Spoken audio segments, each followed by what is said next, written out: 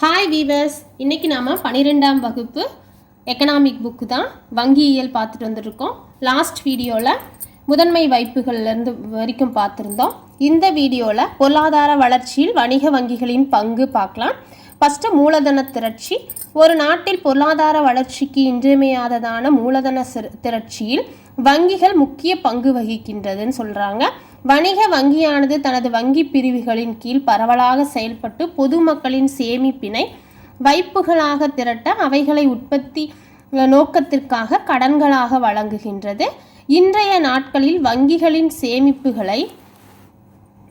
சேமிப்புகளை திரட்டுவதில் பல கவர்ச்சிகரமான திட்டங்களை மக்களிடம் அறிமுகப்படுத்துகிறாங்க. அவர்களிடமுள்ள சேமிப்புகளை முறைப்படுத்தப்பட்ட பணச்சந்தைக்கு கொண்டு வருகின்றன. இவ்வாறு கொண்டு வரப்படவில்லை எனில் அப்பணம் பொதுமக்களிடமே பயன்படுத்தாமல் இருந்தாலோ அல்லது தங்கம் போன்றவற்றில் முதலீடு செய்யப்பட்டிருந்தாலோ அவைகள் உற்பத்திக்கு பயன்பட்டிருக்காது. இங்கே வணிக வங்கிகளின் பங்குகள் என்னென்னு ஒரு 8 பங்குகள் கொடுத்துருக்காங்க. ஃபஸ்ட்டு மூலதன திரட்சி, செகண்டு கடன் உருவாக்கம், தேர்டு நிதியை முறைப்படுத்துதல், ஃபோர்த்து சரியான வகை தொழில்களை ஊக்கப்படுத்துதல், ஃபிஃப்த்து கடன்களை பணமாக மாற்றுதல், சிக்ஸ்த்து அரசுக்கு நிதி அளித்தல், 7th வேலை வாய்ப்புகளை உருவாக்குதல், 8th தொழில் முனைவோரை ஊக்கப்படுத்துதல். அரசுக்கு நிதி அளிக்கிறதும் வணிக வங்கிகளினுடைய முக்கியமான பங்காக தான் இருக்குது. செகண்டு கடன் உருவாக்கம். வங்கிகள் கடன் உருவாக்கம் மூலம் முன்னேற்ற திட்டத்திற்கு அதிக நிதியை பெற்றுத்தருது. இதன் மூலம் உற்பத்தி, வேலைவாய்ப்பு, வருமானம், விற்பனை ஆகியவை ஏற்றம் பெற்று விரைவான பொருளாதார வளர்ச்சியை கொண்டு வருகின்றன. தேர்டு அதிக உற்பத்தி திறனை கொண்ட முதலீட்டை நோக்கி பணத்தை முறைப்படுத்துதல். வங்கிகள் உற்பத்தி நோக்கில் பணத்தை முதலீடு செய்கிறது. வெறுமனே வங்கிகள் மூலதன ஆக்கத்தை மட்டும் செய்வதில்லை.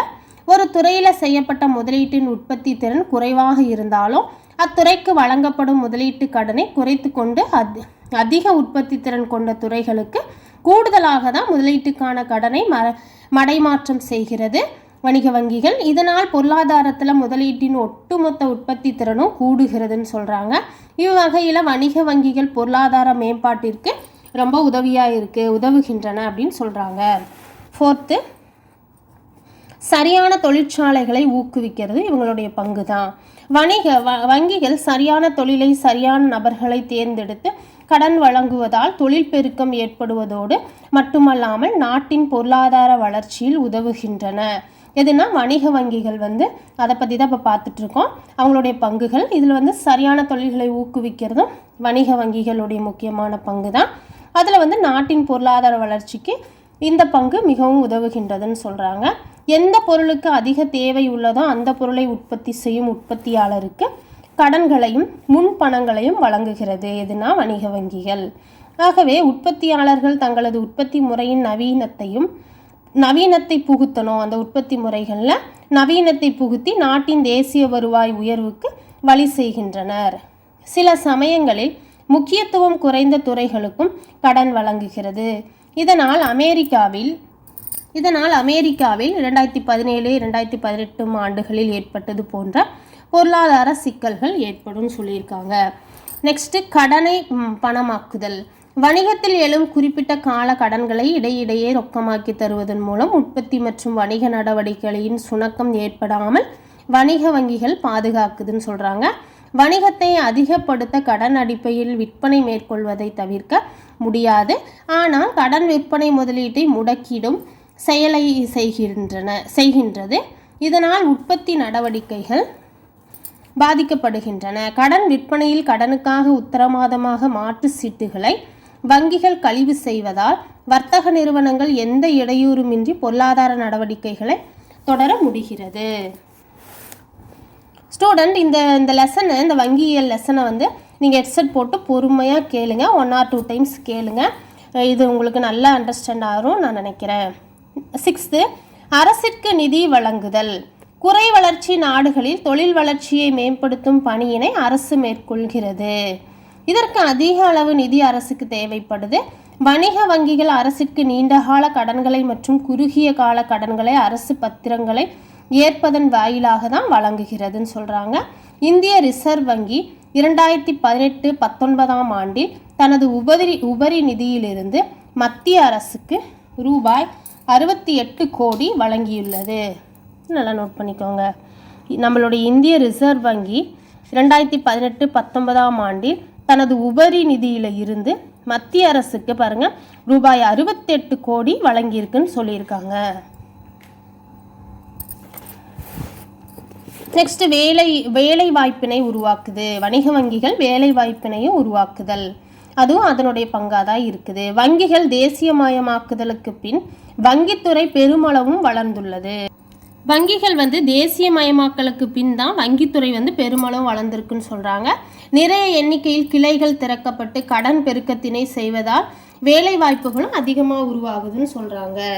நெக்ஸ்ட் 8வது வங்கிகள் தொழில் முனைவினை ஊக்கப்படுத்துதல். வணிக வங்கிகள் தொழில் முனைவினை ஊக்கப்படுத்துதல். இந்திய போன்ற வளரும் நாடுகளில் அண்மை காலமாக வணிக வங்கிகள் தொழில் முனைவினை ஊக்கப்படுத்தி தான் வருது. தொழில் முனைவு உருவாக்குவது மிகவும் சிக்கலாக ஒரு நடைமுறையாகும். திட்ட எண்ணங்கள் உருவாவது, கண்டறிந்த திட்டங்களில் உள்ளூர் சூழ்நிலைகளுடன் ஒத்துப்போகும் சரியான திட்டத்தினை தேர்ந்தெடுப்பது, நன்கு தயாரிக்கப்பட்ட திட்டத்தினை மேற்கொள்ள தொழில் முனைவோரை ஊக்கப்படுத்துவது மற்றும் தொழில்நுட்ப மேலாண்மை தொடர்பான ஆலோசனைகளை வழங்குவது என்பன தொழில் முனைவு மேம்பாட்டு நிலைகளாகும். இது இப்போ நாம் பார்த்ததெல்லாம் தொழில் முனைவு மேம்பாட்டு நிலைகள்.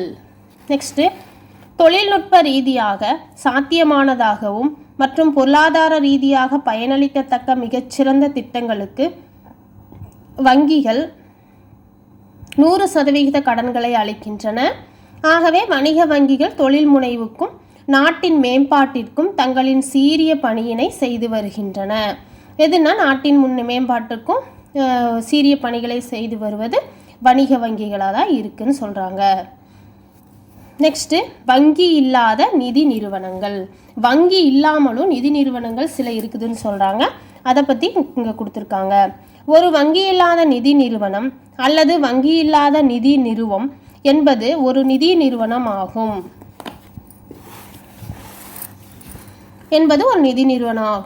அது முழு வங்கிக்கான உரிமம் கொண்டதும் அல்ல மற்றும் மைய வங்கிகளால் கண்காணிக்கப்படுவதும் கிடையாது. அந்த வங்கிகளை மைய வங்கிகள் கண்காணிப்பது இல்லை, வங்கிக்கான உரிமமும் அதுக்கிட்ட இல்லை. ஆனால் வங்கி இல்லாத நிதி நிறுவனங்கள் முழுமையான வங்கி பணிகளை செய்யாமல் மற்ற நிதி பரிமாற்றங்களை மேற்கொள்ளுது. அவைகள் வைப்புகளை பெற்றுக்கொண்டு கடன்களை வழங்குது. மக்களின் சேமிப்பை திரட்டு முதலீட்டு நடவடிக்கைகளுக்கு நிதி உதவி அளிக்குது. சுருக்கமாக சொன்னால் அவை கடன் பெற்று கடன் வழங்குதுன்னு சொல்கிறாங்க. அவை பண அங்காடியிலும் மூலதன அங்காடியிலும் செயல்படுகின்றனன்னு சொல்கிறாங்க. நெக்ஸ்ட்டு ஒரு வங்கியில்லா நிதி நிறுவனம் இரு வகைப்படும் சொல்கிறாங்க. பங்கு சந்தை மற்றும் இதர நிதி நிறுவனங்கள் 2வது வகையில் வருவது நிதி நிறுவனங்கள்.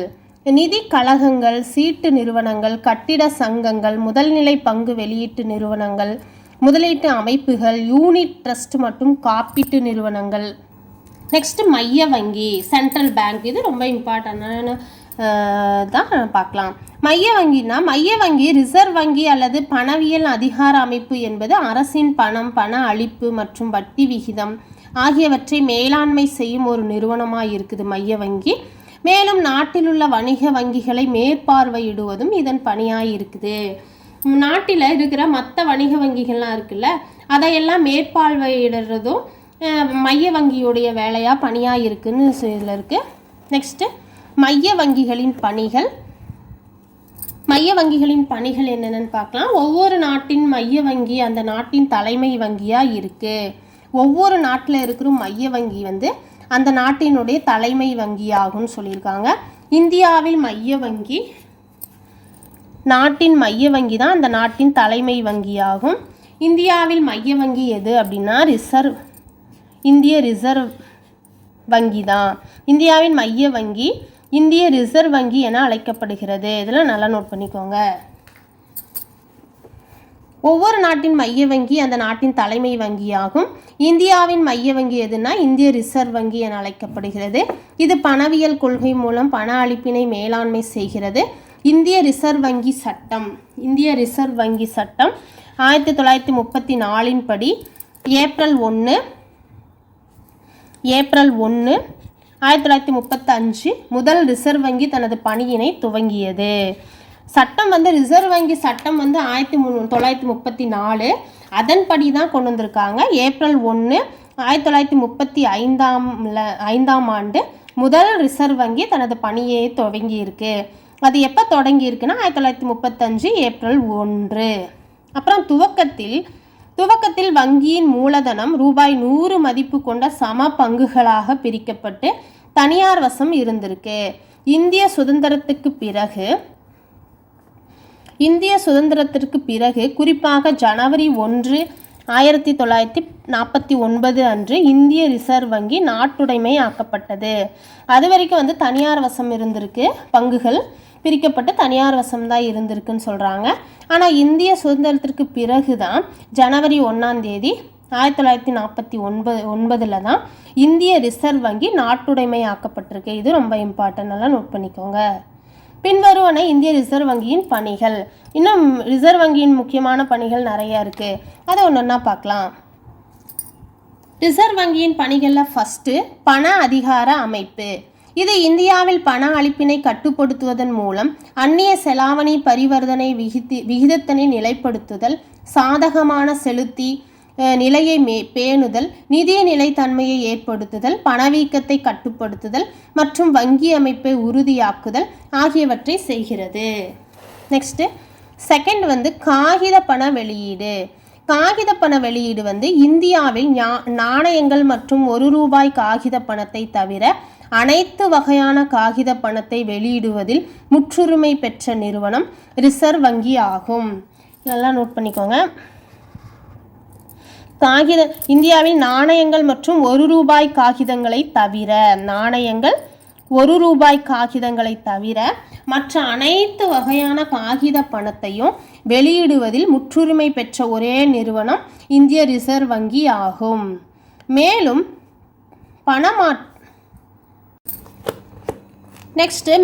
பண மற்றும் கடன் அளவுகளை இது மேலாண்மை செய்கிறது. பணம் மற்றும் கடன் அளவுகளை மேலாண்மை செய்கிறது எதுனா மைய வங்கி. இது வந்து புழக்கத்தில் உள்ள போலியான பணத்தினை கட்டுப்படுத்தும் பொறுப்பும் மைய வங்கிக்கு இருக்குது. புழக்கத்தில் இருக்கிற போலியான நோட்டுகள்லாம் இருக்குல்ல, அதெல்லாம் கட்டுப்படுத்துகிற பொறுப்பும் மைய வங்கிக்கு உண்டுன்னு சொல்லியிருக்காங்க. நெக்ஸ்ட்டு தேர்டு மைய உரிமங்கள் வழங்குபவர். வங்கிகள் முறைப்படுத்துதல் சட்டம் பிரிவு 22 வங்கிகள் முறைப்படுத்தும் சட்டம் பிரிவு 22 படி ஒவ்வொரு வணிக வங்கியும் இந்தியாவில் வங்கி தொழில் செய்ய மைய வங்கியிடம்தான் உரிமை பெற வேண்டிய அவசியம் ஆகும். இப்போ ஒவ்வொரு பேங்க் இருக்குல்ல, அந்த பேங்க்லாம் வந்து இந்தியாவில் வங்கி தொழில் செய்யணும் அப்படின்னா அது யாரிடத்துல உரிமை பெற வேண்டும் அப்படின்னா மைய வங்கியிடம்தான் உரிமை பெற வேண்டிய அவசியமாக இருக்குன்னு சொல்கிறாங்க. இப்பணியையும் ரிசர்வ் வங்கி செய்கிறது. இந்த வேலையும் நம்ம ரிசர்வ் வங்கி செய்யுதுன்னு சொல்கிறாங்க. நெக்ஸ்ட்டு ஃபோர்த்து அரசுக்கான வங்கி. இது மத்திய மற்றும் மாநில அரசுகளுக்கான வங்கி ஆகும். இப்படி கூட ஒரு கொஸ்டின் நம்ம எதிர்பார்க்கலாம். மத்திய மற்றும் மாநில அரசுக்கான வங்கி எதுன்னு கேட்டாலும் அது மைய வங்கி தான். அரசுகளுக்கு குறுகிய கால கடன்களை அரசுக்கே தருது இது மைய வங்கி. இது அரசு கடன்கள், அரசு கடன் தொடர்பான சேவைகள், அரசு கடன் பத்திரங்களை உருவாக்கி விற்பனை செய்வது ஆகிய பணிகளை இது செய்கிறது. அரசுக்கான பணிகள் என்னென்ன செய்யுது மைய வங்கினா இதெல்லாம் தான் செய்யுது. மேலும் அரசுக்கு வங்கி மற்றும் நிதி தொடர்பான ஆலோசனைகளை வழங்குது. அரசுக்கு வந்து வங்கி பற்றியும் நிதி தொடர்பான ஆலோசனைகளையும் மைய வங்கி அரசுக்கு வழங்குகிறது. நெக்ஸ்ட் வீவர்ஸ், இந்த முக்கியமான ஒரு அட்டவணை கொடுத்துருக்காங்க. இங்கே வந்து இந்திய ரிசர்வ் வங்கி பற்றி முக்கியமான வரலாறு, நிர்வாகம், பணிகள் மூன்றுமே தனித்தனியாக இந்த பாக்ஸில் கொடுத்துருக்காங்க. இது ரொம்ப இம்பார்ட்டன்ட், இதை நல்லா பார்க்கலாம். இந்திய ரிசர்வ் வங்கி ஃபஸ்ட்டு வரலாறு பார்க்கலாம். வரலாறு 1934 ஆண்டு சட்ட விதிப்படி 1935 ஆண்டு ஏப்ரல் 1 அமைக்கப்பட்டது மைய வங்கி. ஜனவரி 1 1949 ஆண்டு தேசியமயமாக்கப்பட்டு மத்திய அரசுக்கு சொந்தமானது. எப்போனா 1949 ஜனவரி 1. அதுக்கப்புறம் 1937 தலைமை அலுவலகம் கல்கத்தாவிலிருந்து மும்பைக்கு மாற்றப்பட்டது. எப்போனா 1937. அப்புறம் ஓஸ்போன் ஸ்மித் ஆர்பிஎல்லின் முதல் ஆளுநர் ஆவார். ஆர்பிஎல் இன் முதல் ஆளுநர் யார் அப்படின்னா ஓஸ்போன் ஸ்மித். நெக்ஸ்ட் நிர்வாகம். மைய வங்கி மற்ற இந்திய வங்கிகளின் நெறியாளராக இருக்குது, அது நிர்வகிக்குது. கடைசி நிலை கடன் ஈவோன். ஆளுநர் இதை நிர்வாகம் செய்கிறவர் யாருன்னா ஆளுநர்.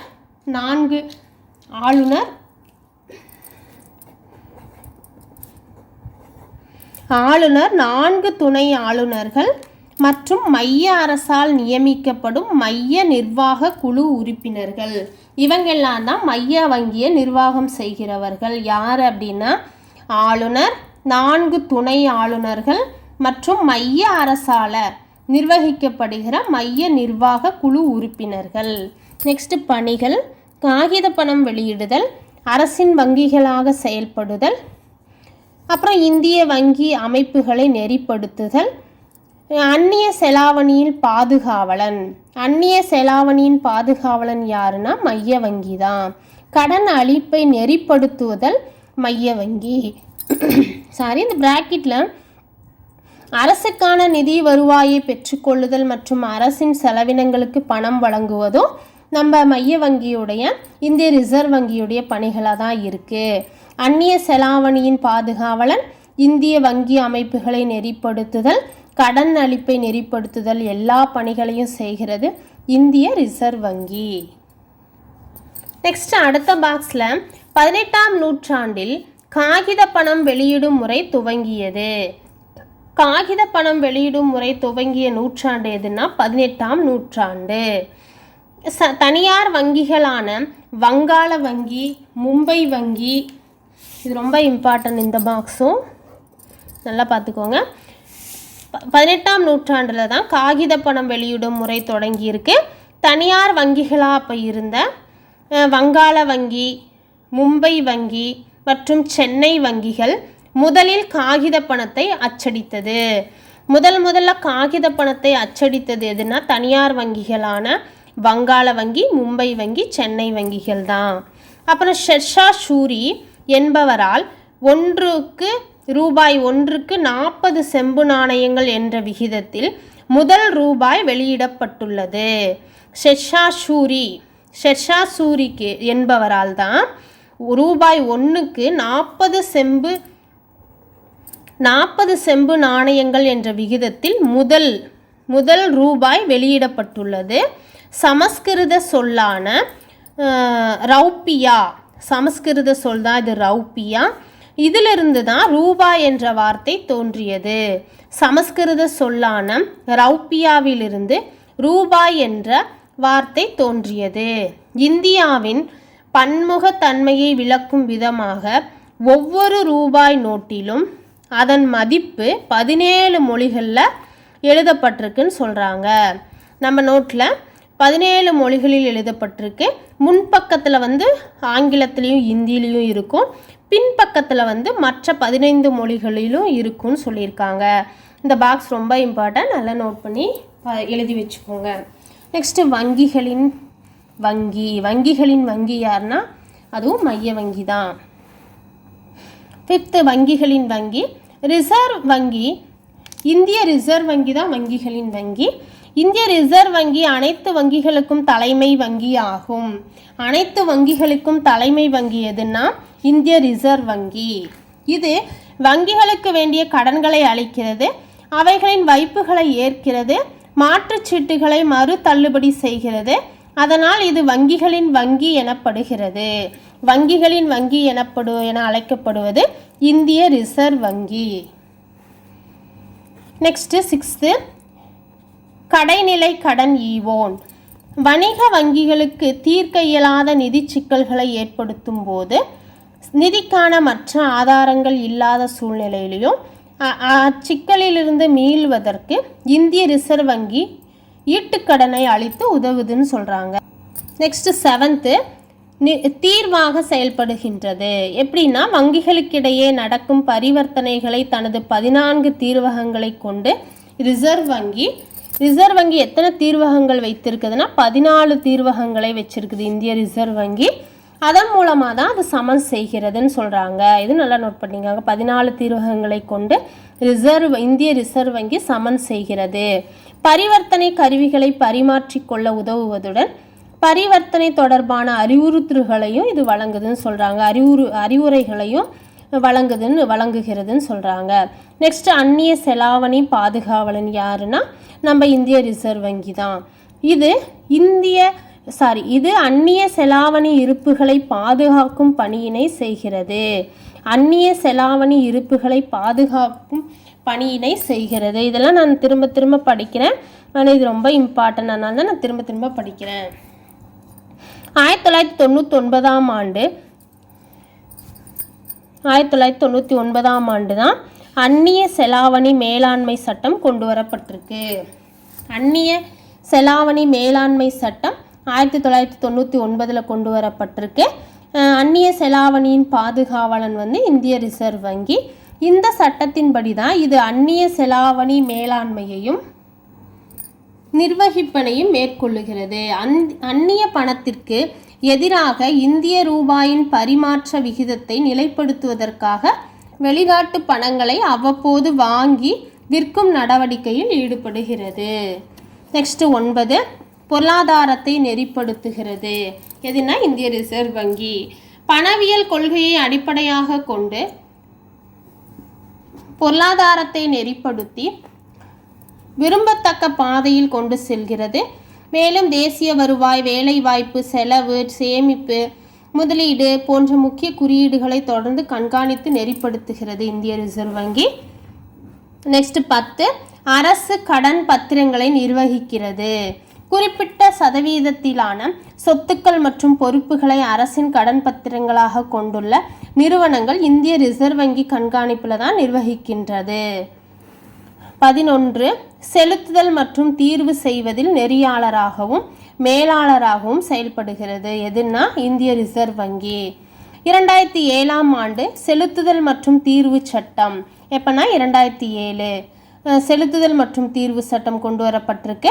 அந்த 2007 சட்டத்தின்படி தான் இந்திய ரிசர்வ் வங்கியில் நாட்டின் செலுத்துதல் மற்றும் தீர்வு செய்வதற்கான மேற்பார்வையிடும் அதிகாரத்தை வழங்கியுள்ளது.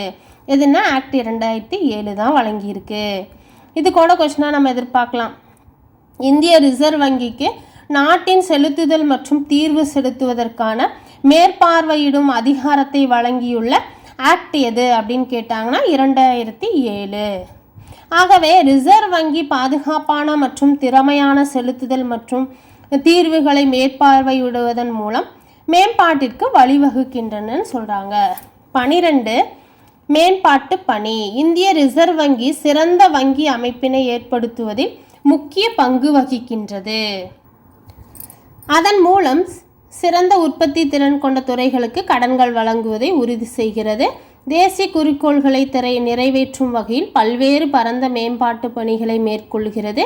இது மேலும் நாட்டின் நிதி கட்டமைப்பினை ஏற்படுத்தும் நிறுவனங்களையும் அமைக்கிறது. இதனுடன் கூடிய நாட்டின் நிதி சேவைகள் மற்றும் நிதி கல்வியறிவு ஆகியவற்றை விரிவாக்கும் பணியினையும் செய்கிறது. இதற்கான கல்வி ஆய்வு நிறுவனங்களையும் நடத்துகிறது. இதற்கான மேம்பாட்டு பணிக்கான கல்வி ஆய்வு நிறுவனங்களையும் இந்திய ரிசர்வ் வங்கி நடத்துகின்றதுன்னு சொல்கிறாங்க. 13 பணவியல் மற்றும் இதர தகவல்களை வெளியிடுகிறது. பணம், வங்கி மற்றும் முக்கிய பொருளாதார புள்ளி விவரங்களை வெளியிடுகிறது. மேலும் இந்தியாவின் பொருளாதார கொள்கைகளை திறனாய்கிறது. இந்தியாவின் பொருளாதார கொள்கைகளை திறனாய்கிற வங்கி எதுன்னா இந்திய ரிசர்வ் வங்கி தான். புள்ளி விவரங்களை திரட்டி வரிசைப்படுத்தி இந்திய ரிசர்வ் வங்கி வெளியீடு மூலம் மாத காலாண்டு ஆண்டு விவரங்களை வெளியிடுகிறது. எதுனா இந்திய ரிசர்வ் வங்கி. 14 பரிவர்த்தனை மேலாளர் மற்றும் நெறியாளர். சர்வதேச பண நிதியத்தின் இந்திய உறுப்பினர் பிரதிநிதியாக இந்திய ரிசர்வ் வங்கி விளங்குகிறது. நல்லா நோட் பண்ணிக்கோங்க. சர்வதேச பணி நிதியத்தின் இந்திய உறுப்பினர் பிரதிநிதியாக யாருன்னா நம்ம இந்திய ரிசர்வ் வங்கி தான் விளங்குகிறதுன்னு சொல்கிறாங்க. நிதியத்திலிருந்து பெறப்படும் அந்நிய செலாவணியை மேலாண்மை செய்வதும் அதிகாரம் அளிக்கப்பட்ட அந்நிய செலாவணி விற்பனையாளர்களான வணிக வங்கிகளை நெறிப்படுத்தும் செயலையும் இந்திய ரிசர்வ் வங்கி தான் செய்கிறதுன்னு சொல்கிறாங்க. இதெல்லாம் நல்லா பார்த்துக்கோங்க, நிறுத்தி நிதானமாக கூட கேட்டுக்கோங்க, நல்லா புரியும். 15வது வங்கி குறை தீர்ப்பாய திட்டம். இந்திய ரிசர்வ் வங்கி 1995 வங்கி குறை தீர்ப்பாயத்தினை அறிமுகப்படுத்தியது.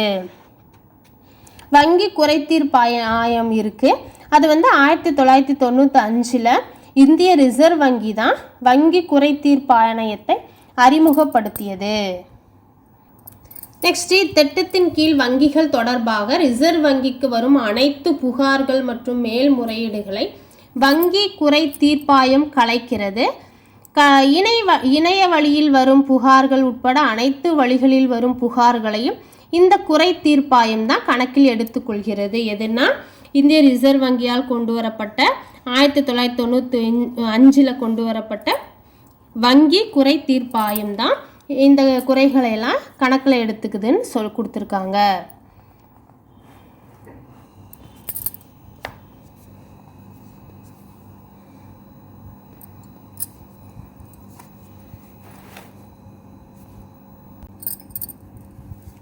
அடுத்து, இந்திய வங்கி நெறிமுறை மற்றும் மதிப்பீடுகள் வாரியம் வங்கிகளின் திறனை அளவிடும் வீதமாக உலகளவில் ஏற்கப்பட்டுள்ள நெறிமுறைகள் மற்றும் மதிப்பீடுகள் அடிப்படையில் தான் இந்திய ரிசர்வ் வங்கி இந்திய வங்கி நெறிமுறை மற்றும் மதிப்பீடுகள் வாரியத்தை அமைத்துள்ளது. இந்திய ரிசர்வ் வங்கி தான் இந்திய வங்கி நெறிமுறை மற்றும் மதிப்பீடுகள் வாரியத்தை அமைத்துள்ளது. எது அமைச்சுள்ளது? இந்திய வங்கி நெறிமுறை மற்றும் மதிப்பீடுகள் வாரியத்தை அமைத்துள்ளது எதுன்னா இந்திய ரிசர்வ் வங்கி. வீவர்ஸ், இது வரைக்கும் நல்லா பார்த்து அண்டர்ஸ்டாண்ட் பண்ணி நல்லா ஹெட்செட் போட்டு கேட்டு நல்லா புரிஞ்சுக்குவீங்கன்னு நினைக்கிறேன். ஏன்னா ஃபுல்லாக பார்த்தோம்னா நமக்கு அண்டர்ஸ்டாண்டாக கொஞ்சம் கஷ்டம். அதனால் இதோடு இந்த வீடியோவை முடிச்சுக்கிறேன். நெக்ஸ்ட்டு கடன் கட்டுப்பாட்டு அளவுகள் பார்க்கலாம், அடுத்த வீடியோவில் பார்க்கலாம். இந்த வீடியோ உங்களுக்கு பிடிச்சிருந்தா மறக்காமல் சப்ஸ்கிரைப் பண்ணுங்கள். உங்கள் விருப்பங்களை கமெண்ட் பாக்ஸில் தெரிவிங்க. நன்றி, வணக்கம்.